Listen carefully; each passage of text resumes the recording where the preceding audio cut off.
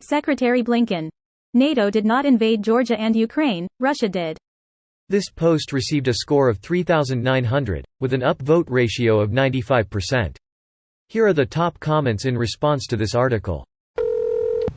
The thing about Putin is that he's a lying, greedy, violent, obnoxious cunt. I genuinely wonder about his mental state. Even if he completely loses it, no one close to him would dare say a thing. This is probably a product of his KGB training, but if you look, his MO seems to generally be create chaos and then use that chaos to consolidate power. That is what he did post-USSR. There is scuttlebutt about him having MS and starting to spiral. He is too intertwined with the Russian mob, and if he becomes powerless, he becomes useless and then a vulnerability. He needs to maintain power more or less until he dies, and if I venture a guess, he will not have a clear successor, and this will throw Russia into chaos for a while. I swear I saw a few years ago Putin was grooming his daughter to take over eventually. That is only way Putin retires is through family taking over power. Not sure what came of that, or if it is misinformation or not a thing anymore. Would Russians really accept a female leader in that capacity though? Would she really be able to maintain the delicate balance of power between Putin and the oligarchs which keeps modern Russia functioning? We had a few female rulers that we revere to this day.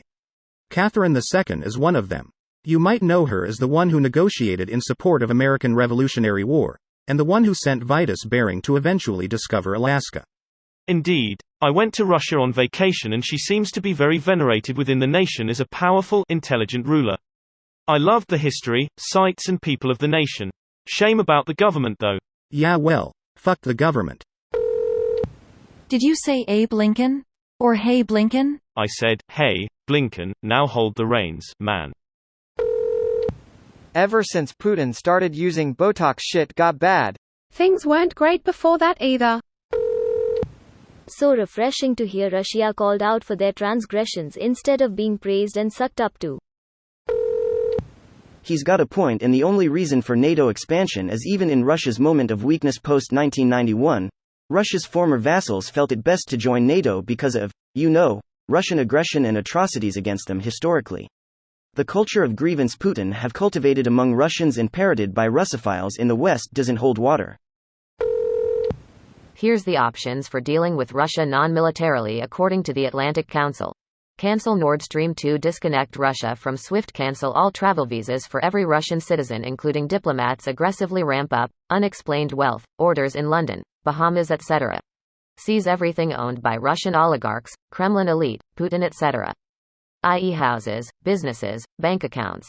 Seize first, ask questions later. Immediately arrange alternative energy supplies from Canada, Saudi Arabia etc. Cease all energy purchases from Russia immediately. Close all Russian embassies and expel all Russian diplomats in participating countries. NATO moves significantly more missile systems into the Baltics. These measures would absolutely cripple the Russian economy long-term and create chaos within Russia, as oligarchs and normal citizens would be extremely angry that not only are their sons getting killed in Ukraine, but their life savings etc. His own people will turn on him when things get really bad inside Russia, from heavy sanctions, bank account and property seizures etc. This video was automatically created by Reddit to speech. The article and comments in this video were selected from Reddit according to their upvotes, and any paraphrasing was performed by smmry.com, without any human intervention.